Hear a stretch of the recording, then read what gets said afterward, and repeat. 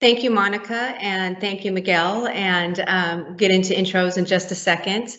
So just as a very quick, brief, update as we roll into 2022, there's a lot of things to be excited and opportunistic about, just the momentum and the focus and the support and resources that we're getting, along with a lot of the awareness, and accountability that's happening. There's also a lot of stress and strain and concerns that continue on around COVID and housing and homelessness that everyone is really just bearing down on, at the Trust and in Skid Row in general and at DTLA at large. We have very exciting news from a county perspective with the Super Bowl coming up.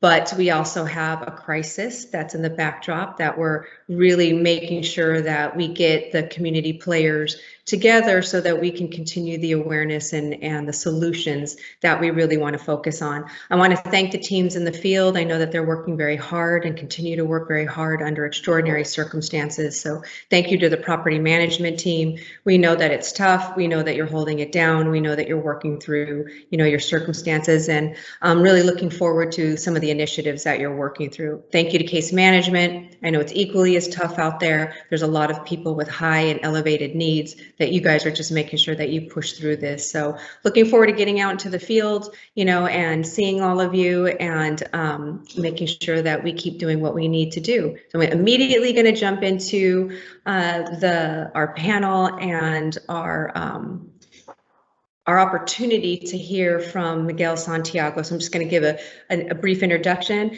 He was first elected into his current position in 2014 to represent the 53rd Assembly District, which is one of the most vibrant and diverse districts in all of California. 8053 encompasses Boyle Heights, downtown Los Angeles, Koreatown, Pico Union, and all of the surrounding areas. Miguel was actually born in Los Angeles. He was born under hardworking immigrant parents that he speaks very highly of. He was the first in his family to graduate from college, earning his degree at UCLA. Santiago jumped into community organizing and public service at a very young age, driven by a deep commitment to making healthcare and housing more affordable for all Californians. Since his election, Miguel Santiago has worked to provide housing for Californians experiencing homelessness and stimulate the development of more affordable housing in his district, but also equally important across the state. He is leading efforts to secure billions of dollars to fight homelessness, the humanitarian crisis that we're all focused on. He continues to work on expanding childcare. He's authored some of California's toughest gun safety regulation and fights for the fair and equal treatment of hardworking families. He's also an environmental justice champion. Santiago delivered over $250 million to clean up the toxic contamination caused by a corporate polluter here in the city of Vernon. Every time I get an opportunity to either sit beside or discuss or interact with, Assemblyman Santiago, one of the things that I really like to point out, I know a lot of the team members here at the Trust know this, but any audience that I can express this to, Santiago is a thought leader and he's a policy leader and influencer. But I think what a lot of people don't see and realize as often as they should is he really is committed to putting his physical person into the communities that he serves. And in some of the toughest times in the last couple of years, Miguel Santiago actually went into the Skid Row community with myself, with my team, and had to deliver food and PPE and just presence in a very, very tough environment. So again, we like to say, he gets his hands, dirty, he gets his boots dirty, he gets his heart in the game. And I just think that needs to be lifted up and called out because I am, and the Trust is very appreciative of it. So with that, I'm going to just jump right into the first question. So again, thank you, Miguel Santiago. Very grateful that you're here. Last month, you convened the Assembly Select Committee on LA County homelessness to meet with the local electeds and agency officials, as well as a lot of the community and nonprofit leaders. You wanted to study investments, local perspectives, and housing through the lens of what has and has not worked. Not so much to focus on what has and has not worked, but really extrapolate what we can move forward and then improve upon what we can move forward on as well.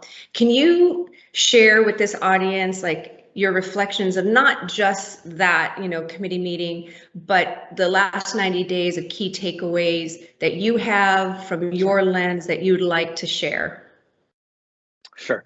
And let me start off by saying a select committee can't dive into particular legislation. And so, but what it can do is the ability to inform ourselves by bringing different stakeholders and having a place where you can have a robust conversation with legislators about the particular issue. In this particular case, I chair the select committee on homelessness within the LA County area.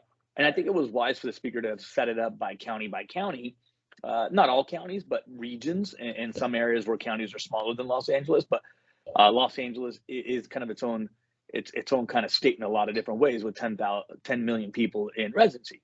But what we did was a little bit unique in the sense that we brought senators and assembly members and really had a discussion. And what we did, and it's one of the select committees that is more attended than most. When we did it a few years ago and then COVID hit and we couldn't do this, we had about 15 legislators, and select committees are hard in a lot of ways for attendance, because you have people who are going to drive from all over Southern California to attend them, and it's a subject that is very important. So we've had broad participation, and I say that because what we were able to do, and what we asked our colleagues to suggest, and I took this, came back, and after having much input from stakeholders, from legislators, what we came up with was the idea of having an honest conversation. Years ago, before the pandemic, and I want to take the time to explain this, when we had the first one, certain things came up. One of those primary concerns came up was that there wasn't an established funding source. That's one of the main things that came up years ago when we started the first one. Much has happened since then. The legislature, along with everyone who's been working on homelessness, started pounding the pavement to talk about a revenue stream, because we understood from service providers that you can't plan from year beginning to year end, right? You got to plan for years in advance, and people who are unhoused can't be housed for a year and then pull the rug from underneath them if there isn't a long-term plan to sustain the programs that we develop. Okay, so that was the conversation then. The conversation now was all that we have done, all that we have worked on, what this pandemic has showed us. Now, what do we talk about? Because much has been done in the county in terms of resources. Much has been done in the city in terms of resources. The state has now invested. The feds have now invested. Where are we at? And that's why we brought in service providers. And most of it this time, we wanted to focus on the shelter piece of it. By shelter, I use that as a broad term. By shelter, I should probably say roof over the head. Mm-hmm. Roof over the head, and all that is imagined with that. That's one piece. Second piece really was about the sense of urgency, and we had it at the downtown Women's Center, mm-hmm. And it was telling because we had it right in the middle of Skid Row, where we did before, and we had it in the middle of the rain, and people who were talking about canceling it. We said no, we should have it, we should have it. Yeah. Just to get a taste. If you could imagine, if you had lived day in, day out in Skid Row, there would have to be a sense of urgency to getting something done right away, right now. So I wanted to kind of frame that, because the way we had it was we wanted to have a conversation about the dollars, about shelter over the head, and also to talk about what's worked, what hasn't worked, and what should we be taking a look at. I'm going to say, what I think it was Albert Einstein who first said it, right? It's like you can't keep doing the same thing over and over and expecting a different result. And so we wanted to have that honest conversation. And Leah, I just want to say, genuinely from the bottom of my heart, the work that you folks have been doing, the creativity, the aggressiveness towards helping our unhoused community, and oftentimes oftentimes stepping out of doing the norm, as some of the projects that I've now seen you folks work, where you've worked for permanent supportive housing, you've worked in adaptive reuse, you've championed other methods, but the goal is all the same. The goal is putting a roof over somebody's head, which is absolutely imperative. So that I want to thank you, Skid Row Housing Trust, all the partners and everybody who's participated, because I truly believe that you folks have been leading the charge and have had honest conversations. Here's what works, here's what we could do better, and then here's what you need to do better, because that's the other piece of it, is what can we do better on this side, which is oftentimes not talked about in government conversations. So thank you very much. Thank you. And we have quite a few leaders and team members, on our call right now, and I can't express to you how far words and recognition goes. So thank you for that, extending it to the team in the field. So appreciate you calling them out. You're the real deal, and we should have this interactive. Look, we should. You guys are the real deal. I mean, it's one thing to say you're going to do this. It's a whole nother to pour your heart into it, to put your boots on the ground, to go talk to folks who are unhoused, get to know them, and bring them in. And I've now realized through your work, and others do the same thing. So I don't want to keep anybody out of this, but you guys do a really phenomenal job of building a community with the people that you've helped house. I can tell it. I can tell it in every employee's heart. I can tell it in the work that you do, and I can tell in the conviction and the sense of urgency that you have. So thank you for that. Thank you. Thank you very much. Okay, second question. In what ways was the hearing or any other feedback source or community meeting that you've been in, that you've listened to some of the other partners, the organ in Skid Row and surrounding, informed you and your team of priorities going into the 2022 legislative session? Sure. Well, here's the big pieces that came out of that. And we're taking a look at some of those now, and some of our colleagues are actually discussing this. One big piece is we need to move quickly. Now, that's not something that hasn't been said before, but I think what's different about this time is what are all the different places, what are all the different, and by places, I mean policy places that we need to move quicker. And what that results in is we need to put it all on the table. I think we spoke about this. We need permanent supportive housing. We need emergency shelters. We need shelters. We need tiny homes. We need to talk about modular. We need to talk about adaptive reuse. We need to do it all, because here's what's happening. People are living on the streets, and the consequences to their health, to their person, to their mental health is grave if we don't act immediately. So we can't wait any longer. So we have to put all the different things on the table. Now, look, there are critics about one piece, there are critics about another piece. That's okay. This is a big tent, and we can have that conversation. But what people need is a roof over their head immediately.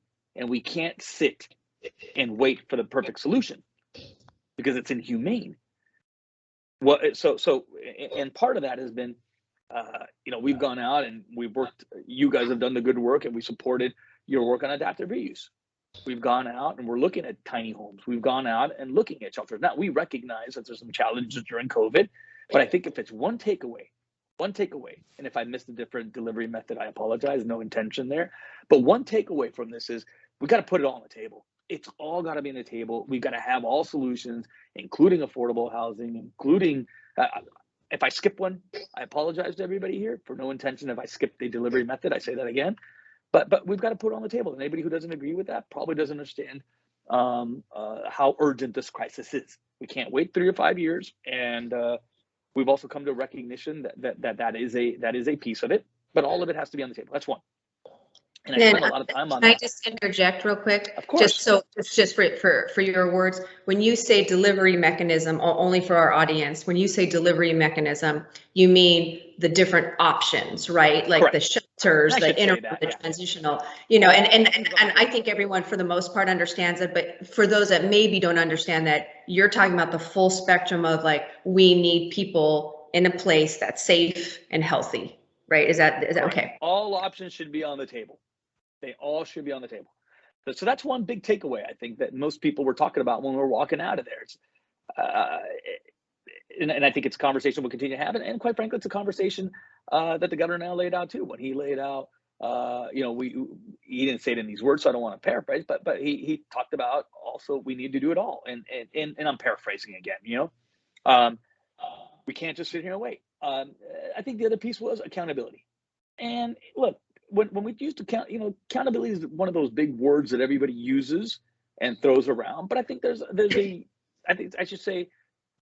difference between a gotcha accountability and an accountability on the whole system working and the dollars that are expended, including us, by the way. And I was not the only colleague that said, well, maybe we should take a look at what we're doing as well. So there needs to be accountability from thought to implementation.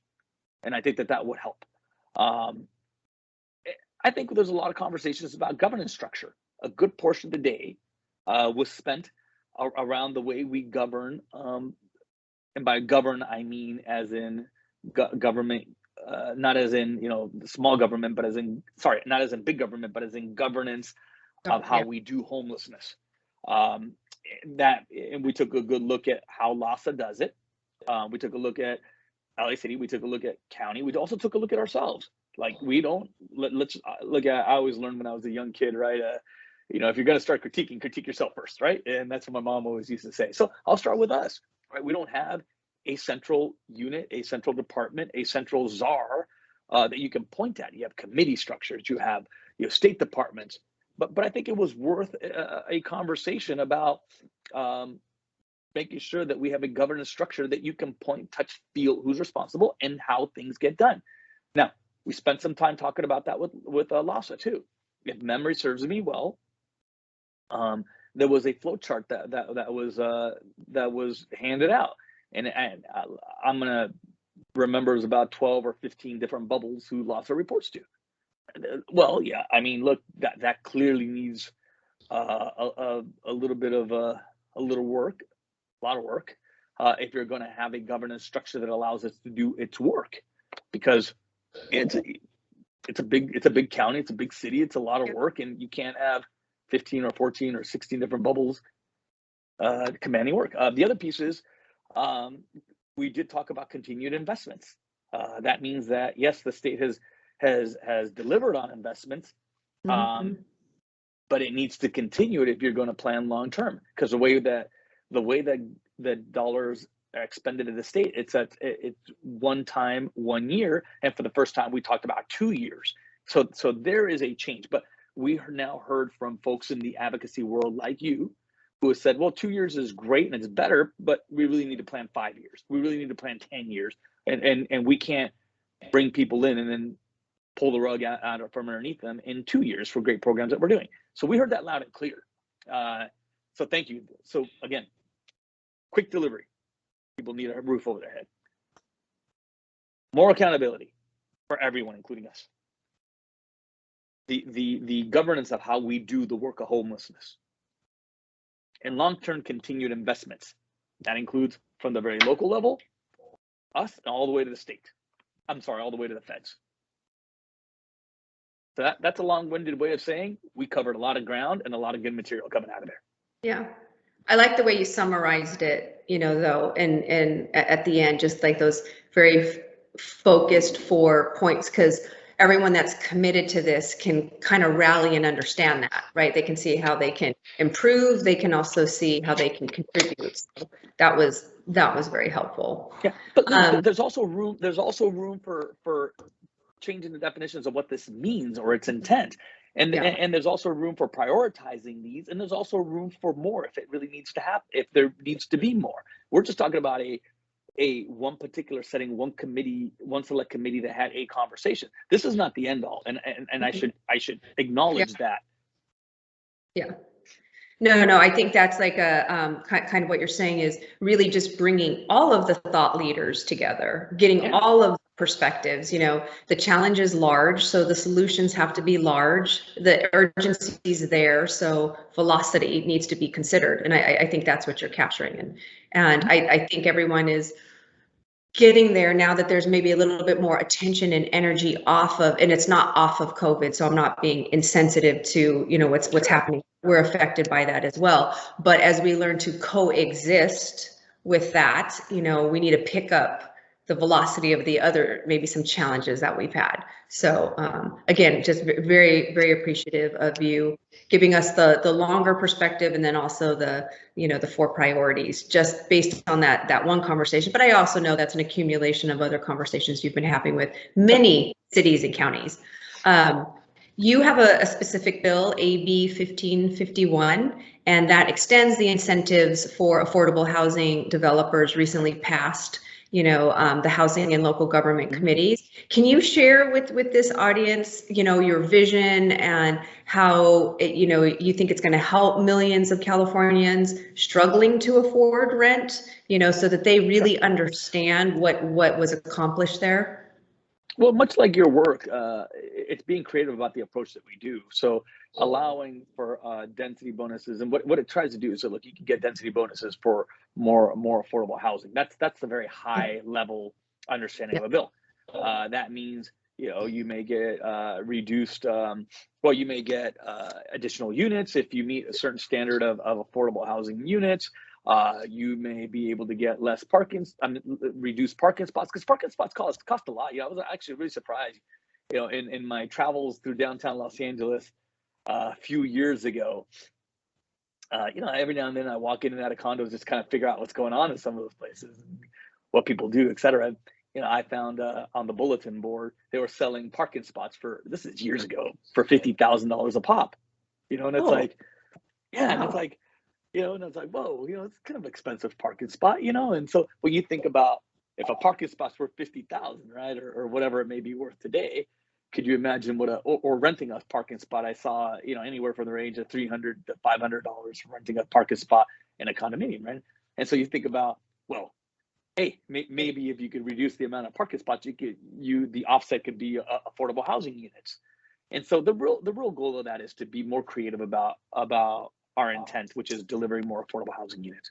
And this is really important to me, as it is important to all Angelenos in the region.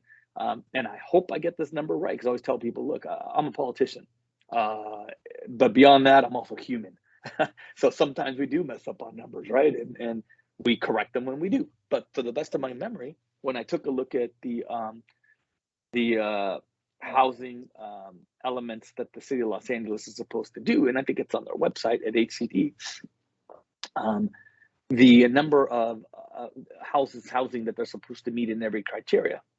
When you take a look at market rate and above, there was an overdevelopment of about 75,000, and that's okay, you know, but where it is daunting is in its low income and housing. And there's 2 categories down there, but let's just call it affordable for the sake of this conversation. 35,000 units in deficit.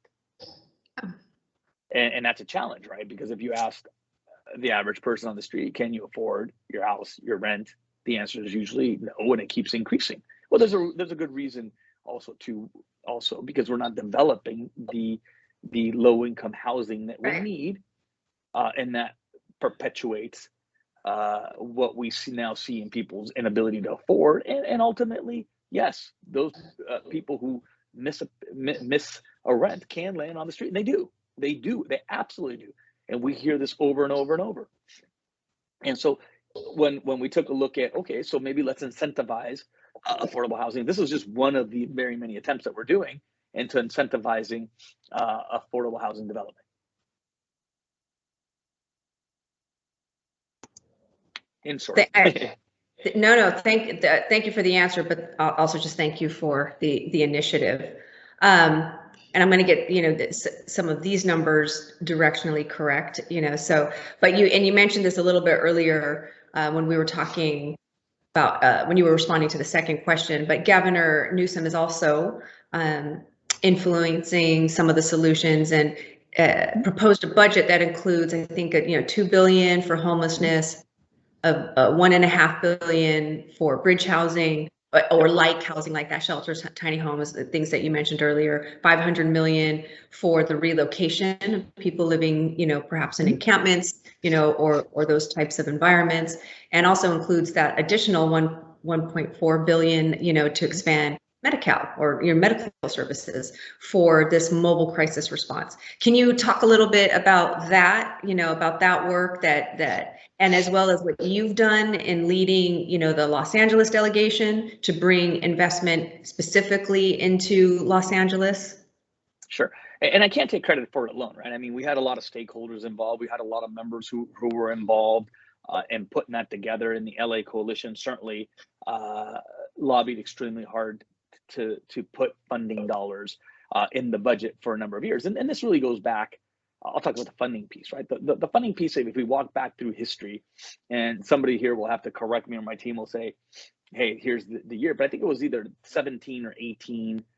Well, let me step back a second here. In 2016, we introduced the first resolution in our house trying to declare the homelessness as a state of emergency. And we really did that to kind of get everybody moving on that we felt that this is an emergency. We got to treat it like an emergency because it needed to be that way. Miguel, can I just interrupt you real quick? Sure. We have a guest, Alec White. I think you've logged on and you are on video. So if you want to go to auditory only, that would be great. You're frozen right now, but he's on our team. So since he's on our team, we're gonna award him Employee of the Month. Everybody cheer for Alec. He's frozen. Employee of the Month, Alec White. Yay! Okay. Somebody capture his reaction when that happens. Yeah, he's a great guy. Okay. So I'm sorry. So okay, so we go back to 2016, at least our efforts, right? In declaring homelessness a state of emergency. We got it out of our house, and obviously we were not successful in having the state do that. But what we were successful in is sparking a conversation about how important it is for the state to take action. This is about the same time that the county then moved forward with Measure H and HHH. But it really forced us to have a larger conversation about homelessness. And in the following year, the Senate, and that time led with Senator De Leon at the time, he was a Senator Pro Tem, we started working on trying to figure out a funding mechanism. And they came up with a plan that says no place like home. And so I helped through the Assembly side, and they worked for it on the Senate side, and he was able to get it through, and I was able to help them to do that. Now, what happened was that it was litigated, and so we had to go to the ballot come 2018. But the reason I spent a little bit of time saying that is because these are the origins of a conversation about us having a consistent revenue stream at the state. And we came back the following year. Mr. Ting, myself, others introduced legislation that called for $1 billion point something on an on-year going basis to invest in homelessness. And this was really what it ended up happening is it became really the first I think it was HEAP at the time. Mm-hmm. HEAP was the first amount of dollars, and it was modest, but we got it in a state budget to start funding the issue of homelessness. By that time, then Governor Newsom came in office, and he doubled down the efforts and worked with us, and we got HAP. And I think I carried a bill at the time that says we should do $2 billion or $3 billion on an ongoing basis. And but it started those conversations, and then continued. I continued over the years to introduce legislation that says we should do this, but I think that was one piece of a larger effort, and certainly I wasn't the only one, but other efforts in the legislature and other people working on it. And I can go on and name a list of a couple dozen people who really did, and the LA delegation did. So when you see an LA delegation member, you should applaud them for their hard work in getting this to be something that would be consistent revenue. And now you move on right before the pandemic, the governor, right before the pandemic, and of course the world changed the minute we got smacked by a pandemic. He came out and did an entire state of the state on homelessness and talked about different things that needed to get done, and talked about a consistent revenue stream. And then the pandemic hit us. But as soon as we were kind of able to swim through the worst of the pandemic, which was what we saw last year, of course we didn't know Delta would come, and of course we didn't know Omicron would come, because we can't control those things, right? And anybody who thinks we can control them in government, I want to drink of what they're drinking, you know. but what happened is, the governor then and the legislature were then talking about a 2-year solution in funds, and that's when folks like yourselves and his Skid Row Housing Trust, other people who advocated it. Look, there's too many people to list, so when I miss people, obviously, you know, Central City Association, we had folks like Downtown Women's Center, we had LA Can, we had, I'm gonna miss people, Mr. DeLeo. I mean, larger coalition in LA making a lot of noise about how we should do this, and we even did a march down the street, right, which was well covered. But a lot of these were pieces and strategies of how to get it on the radar and how to get movement, and they work. Right. They work. The governor and the legislature ultimately invested 12 billion over 2 years at $6 billion a pop, with categories of how to address this, and some money, maybe not what local municipalities wanted, but there was some money there, over $1 billion and something for local municipalities, but was consistent to the dollars of the past. And certainly we fought hard, but this is what you get the negotiations. And now we're seeing an additional $2 billion investment, and the legislature will continue to dig in. So I say all that because we have come a long ways from the state not allocating dollars to the state now having these really serious conversations, followed by its commitment in dollars, such as we saw last year, 2-year commitment of $6 billion a year. There's an additional $2 billion, and there's a recognition that this is one of the most important issues, and certainly there's a lot of important issues, but this is a front burner issue to the legislature, and you can tell because it's followed up by money. Mm-hmm. Mm-hmm. So thank you for your hard work in believing that we can get this done when we were really, I mean, I remember, I can't coin this term. My colleague, actually, one of my colleagues came up with this, but I use it. So let's coin it for me. So what we were investing in homeless dollars at the beginning, was budget dust.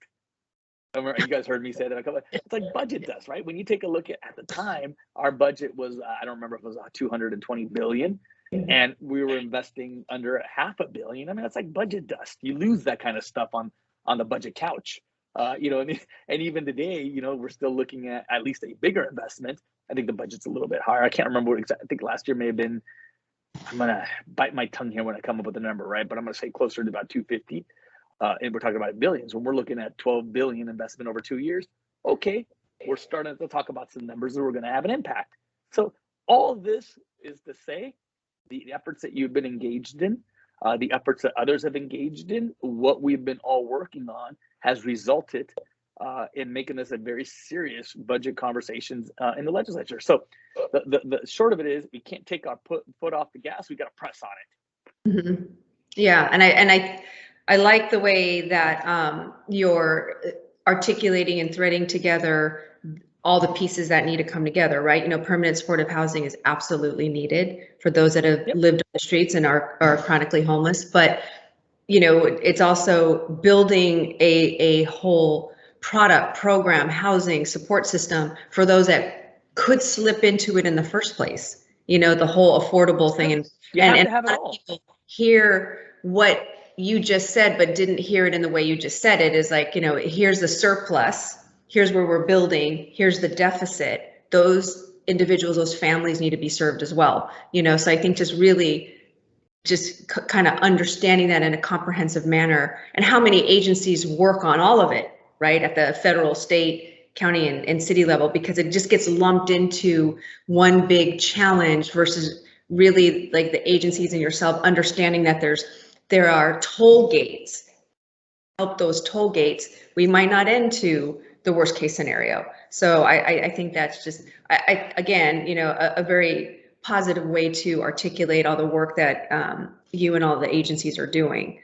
So just a couple you folks, everybody here, I mean, yeah. It really does have an impact. I mean, it all kind of blends together in a result. But look, every politician is wordy, and I'm guilty. But at my core, when it comes to policy, I kind of take a minimalist approach. And a minimalist approach means, what are the things that you could really point your finger at that have that impact, right?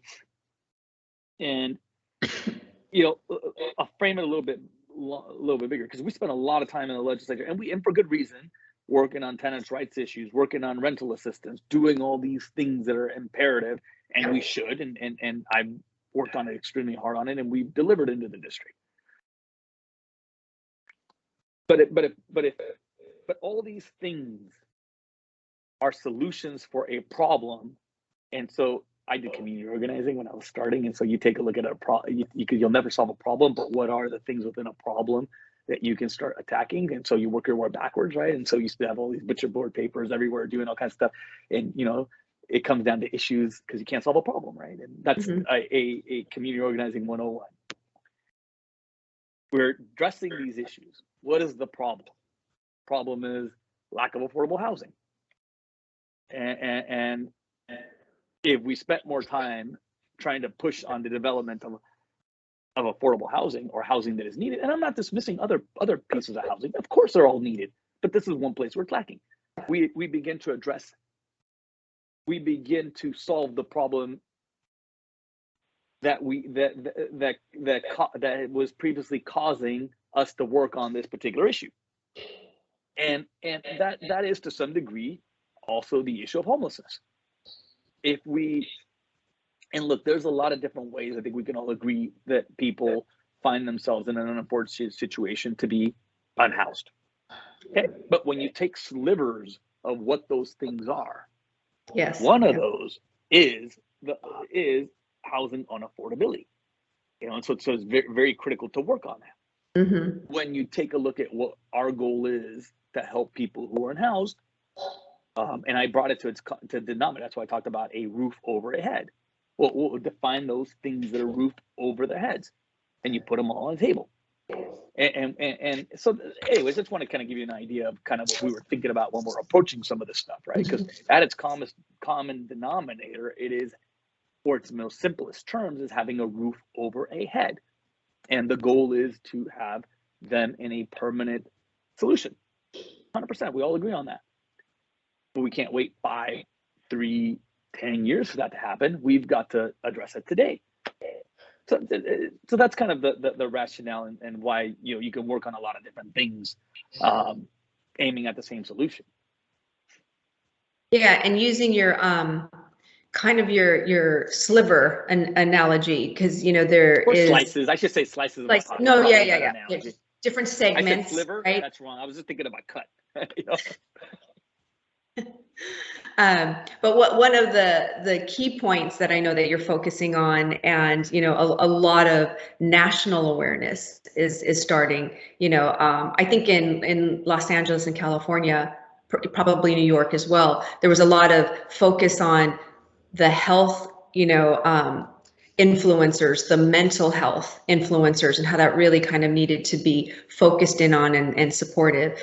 Can you expand a little bit on the importance of extending Medi-Cal, just using that as an example, Sure. to all Californians, regardless of immigration status? Can you kind of thread that together? And this was something that was contentious years ago in the legislature. I think most people now and the public support it. But look, it's always been the right thing to do.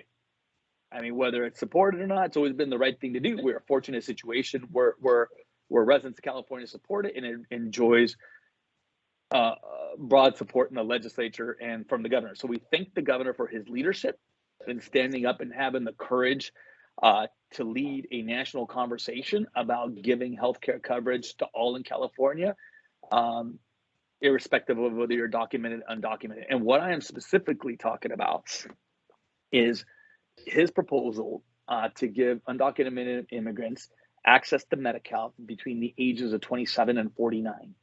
Now, this has been a long fight for us in the legislature.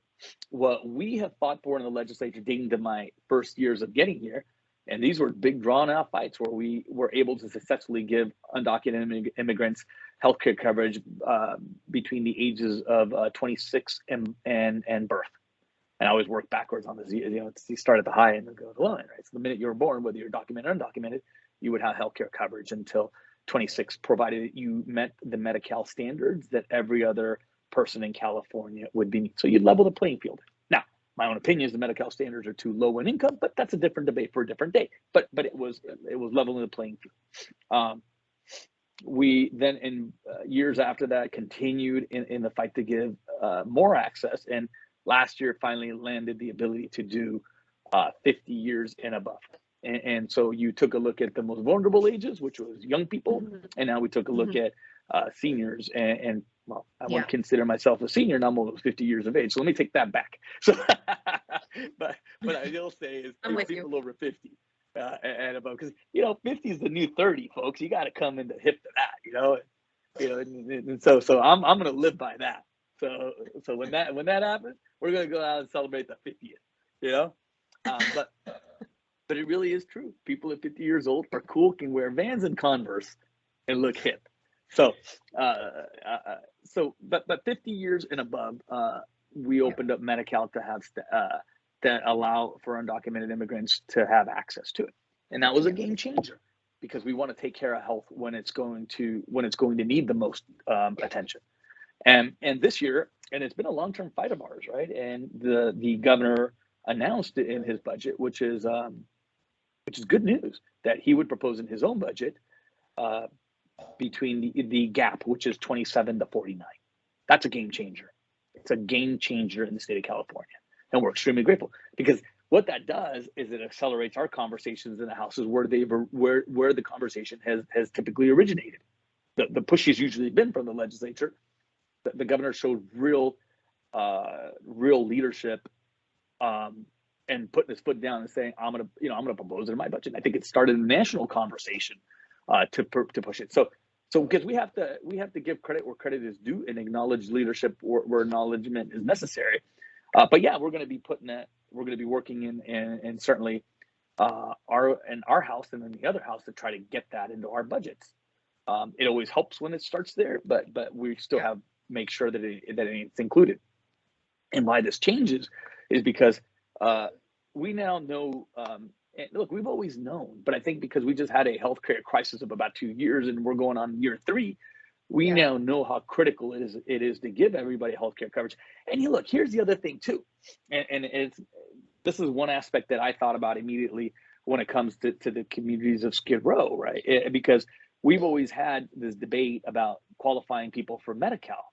The debate's no longer about qualifying people for Medi-Cal. Everybody is qualified when you open up to undocumented immigrants. So the minute that is signed in June or hopefully even earlier, there will never be a debate about who qualifies for Medi-Cal or not. It's just an issue of income threshold. But what that does is it moves us in a direction of making it easier to give healthcare coverage to all.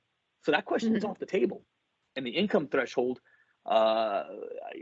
is probably something we can clear pretty quickly when somebody is unhoused.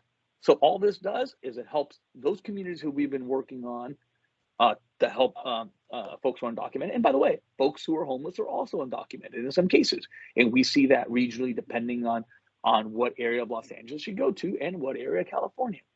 But it also helps to accelerate that conversation about covering all populations who are vulnerable and need healthcare coverage. I think it's a game changer. It certainly is a game changer. Well, thank you for that. And because I think, when you're in this sector or in this industry, you understand how important it is to keep, mental, medical, physical health connected to housing. And I do agree it's more of a national conversation now. It wasn't so easily threaded, maybe 5-6 years ago, for just kind of the general audience. So, but it's critical, and thank you for pointing that out. So last question, from your point of view, what changes do you think that we need to locally address to leverage financial resources, that have been provided? It's been provided by the state, it's been provided by the federal government, and what do you think Skid Row Housing Trust, Skid Row, the LA, what can we do in our community to help advocate for what you all are advocating for us also? Yeah, well, look, and this is really the meat and potatoes of any homeless and housing conversation, right? I mean, what else can we do? Because I think the general public says there's money there. Okay, so why isn't it getting built quick enough? Because the consequence of not building quick enough is that people suffer on the streets when we have the resources to do something about it. Mhm. So there is money from the state. There is money from the feds. There is money from local municipalities. This is when I not to push the conversation back to you, but this is when we take a look at people who are on the ground, boots on the ground, to help us to figure out, well, what are the things that we need to do with these dollars so that they move quicker to the places that they need to move to, so that we see our unhoused community with a roof over their head.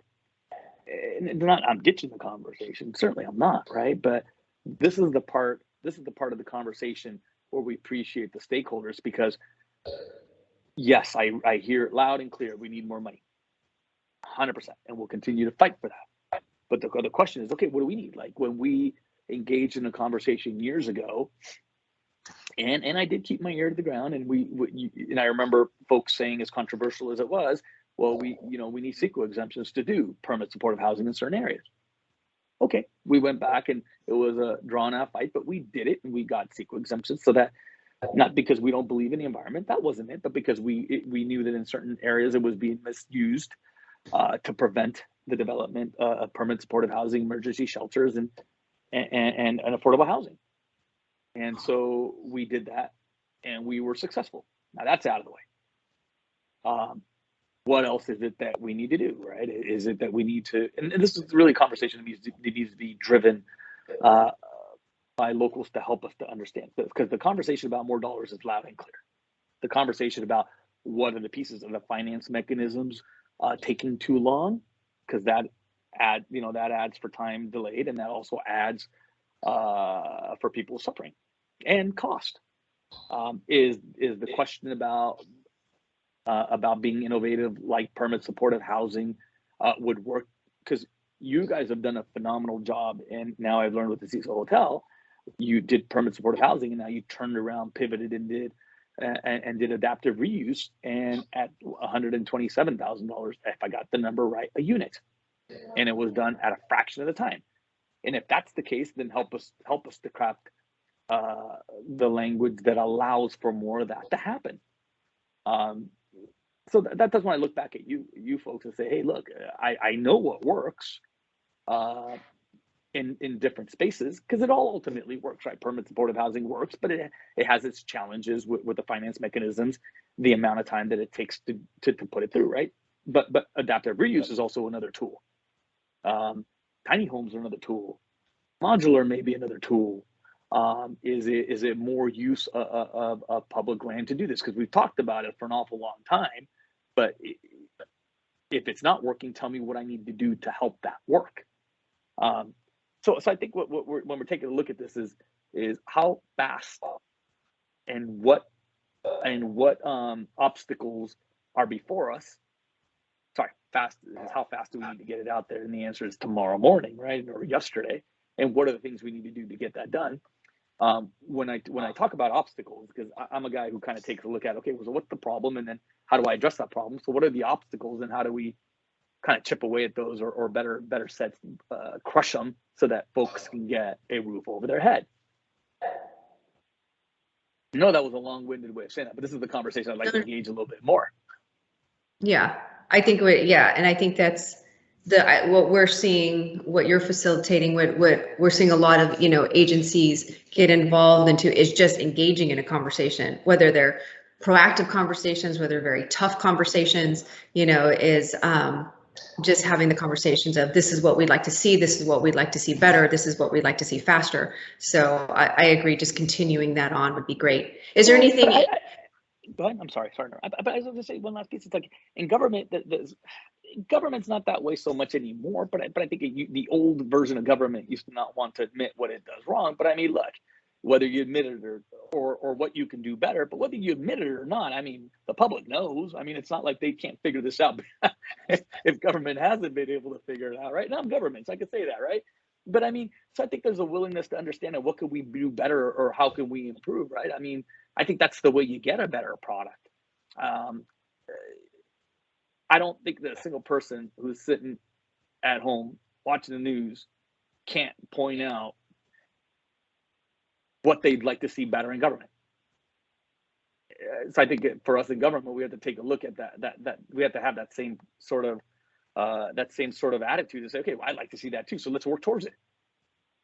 And look, Yeah. some of these conversations help. Lee, we're now talking to business groups, talking to other groups, nonprofit groups about changing some of the rules around adaptive reuse, because of the delivery method. We always said that it would work better, and there are examples that it work quicker in some cases, right? It's not the old solution, but it's one piece of the solution, and you guys have now demonstrated that. That invigorated my thought on that issue. When I saw what you guys did with the Cecil Hotel at 127, or the number is around that amount, right? A door at a fraction of the time, that's worth a conversation. And I am going to reach out to you about that later. We may be presenting language, or maybe looking at you saying, hey, does this make sense to you, based on your experiences? Yeah, and I think that, you and your team, a lot of other teams actually got involved with the private investor, right? That was private capital. That was a very different ownership structure that was committed to affording options, to make sure that they can contribute to the solution here in downtown LA too. So yeah,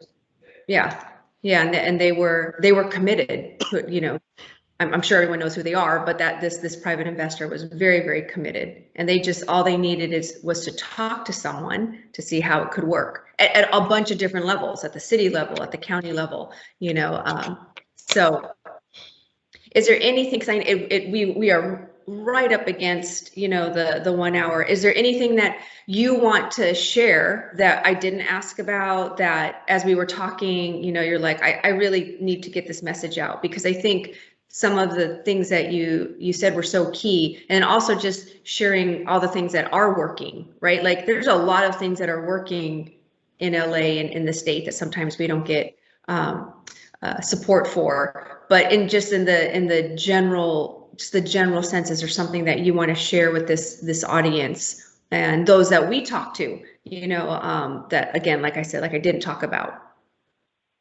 Yeah, and so many things you want to say, right? But I want to say, I should say, but number one, I want to thank you for doing this kind of work. I mean, you could go do anything that your heart desires, and I mean that for everybody who's on this call. I don't know how to use this program, but I know that Jet's got to be there somewhere. Lee, you're here, Lee, and a bunch of other people. Because I go through the names, but I don't know how to use this program. But that said, thank you for your work. And the other piece of it too is, if I want to talk about this a little bit personal, I want to ask everybody to make the work of helping our in-house community a personal issue. And I know that everybody here does, but we've got to make it personal. We've got to, and that oftentimes starts also, and I say this to the public all the time, right? You want to be part of the solution. You've got to get to know people who are unhoused. You've got to talk to them, spend time with them, break that barrier that sometimes people, the easy thing to do is to walk by and say hi, or go to the other side of the curb, or hand over $1 and move on, right? And that's, we appreciate that, if you're helping in that way and donating in that way, or helping nonprofits to do the work, but make it personal. And that happened to me, where I got to know people who are unhoused, spend time with them, and went along their journey in a different way, because and it changes the way you look at people who need help, and it changes the way you fight for the people who you now know. Because this could be anybody. I mean, it could be a son, daughter, a friend, husband, aunt, grandparents, loved ones. And I think that's why I say make this personal, because the way we fight for things when they're personal is very different than the way we fight for things when it's a professional endeavor. Spend Mhm. some time with people, hear their stories, what they're about, how they ended up in the situation that they're in. And that changes the fight within you to do that. And I mean, we could all use a little bit of that and a reminder of why we fight now. Most of you do because because in the work that you're doing, you have these conversations and you're involved. But I ask others who may not to make this a personal fight. Get to know somebody, help somebody, help somebody improve their life if you haven't already done so. It changes you, and it's a good change. Thank you. No, I really, really appreciate what you said to that, particularly to this audience, because like you said, those that are on this call right now, we're going just a little bit over, and we'll wrap it up very quickly because I know there's a couple of questions, and I'll turn it over to Jet. But that message of, like make it personal, feel what's going on, and own in your own person, the solve. So we're not fighting thank you for that. to develop. Yeah, we're not fighting to develop permanent supportive housing. We're fighting to give somebody housing. Yeah. There's a difference. Yeah, very big difference. And thank you. I'm going to turn it over to Jet right now. I will talk to you soon. Always look forward to talking to you. Always look forward to ideating with you because you bring so much action to thought. So thank you to you and your team, and I'll see you soon. Thank you. And I got to get out of here. I didn't realize. Oops. Oopsie. So Miguel, thank you so much for being here today. We definitely don't want to put any added pressure on your calendar. Do you have the opportunity to take a question, or do you need to go? A question or two. I just didn't look at the time. Part of it is I got to run across the building to do a check-in. All right, we'll hold our calls to action and announcements. I know that I have a question from Zach Werma at the Downtown Women's Center. Zach, do you want to turn your camera on?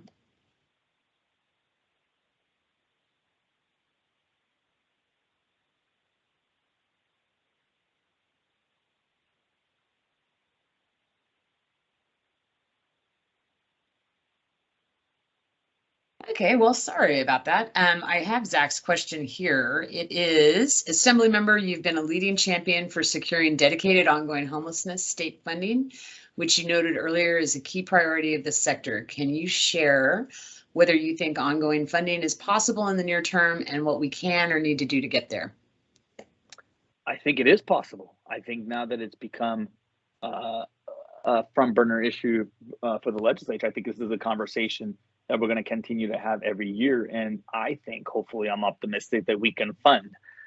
And one of the challenges with state budgets, just so I give you an example of why it's rarely ever done for the next 10 years, is the way our budget system works. Our budget system works that we budget for the year in advance. So there isn't necessarily a constitution in our budget that says you budget for the next 5 years, because you can't budget on a revenue that's not there, right? It's like, which makes it challenging. I get the challenges, but what you've seen is an ongoing commitment to make it part of our budget, and that's the success in making it an ongoing budget item, is that it gets funded. So I think we're starting to see the beginnings of making it that yearly budget item. But what you can do is, you should probably, at some point in time, we should probably have a legislative meeting where you learn how to, and most of you probably already do, you meet with your legislators and you advocate for an ongoing budget item. You do it every year. Almost every group does this because all it does is keeps it on the front burner issue. So almost every advocacy group does that. We're starting to see a little bit more involvement by homeless advocates, but that's something that at some point in time we can do. So you should definitely lobby, and you should definitely be prepared about what successes, what challenges, and what more you can do with the additional dollars. So having that argument concise and meeting with legislators has a huge impact. Thank you for that. And if you have time for one more question, we have a guest, German Kraunchenko, and then we'll let you go, Miguel. We're really grateful to have you here today. This was awesome. German, would you like to go ahead and ask your question?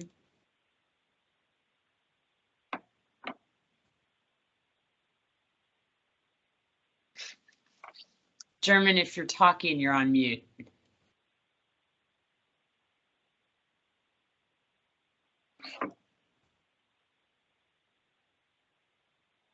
Okay, well, Assembly Member, I guess we don't have a final question for you, but we loved having you here today. And if the audience doesn't mind terribly hanging around after you leave, we have a couple of important announcements and then we'll move along.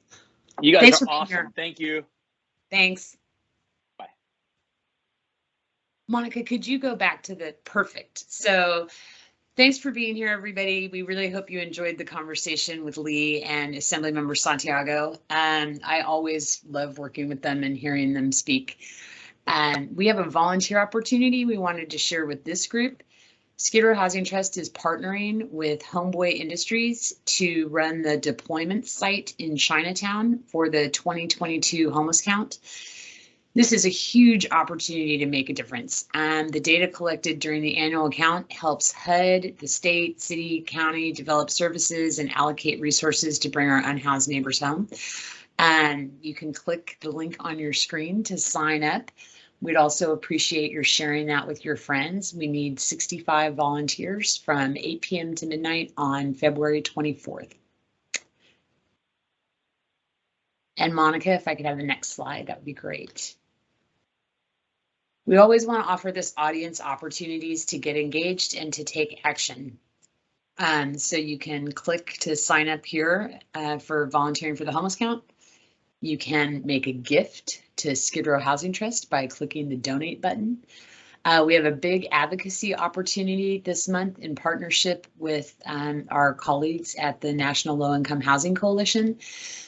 New negotiations have launched over the Build Back Better Act, with Congress and the White House considering breaking up the bill to get it passed in the Senate. And the House approved historic investments in affordable homes that must be included in any budget reconciliation bill and should not be broken off into a separate bill that faces an even steeper path to enactment.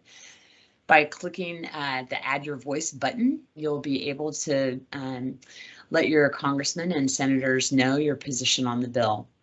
And then there's a button to sign up for our mailing list. We assume most of you are on our mailing list, and that we'd love for you to share that link with at least one friend. So those are our specific asks for how you and your community can get engaged to support the trust and help us bring more of our unhoused neighbors home, and to allow our current residents to thrive in housing and live safe, stable lives and wellness. And with that, we're going to wrap it up for today, and we'll look forward to seeing everybody next month. Thanks for being here.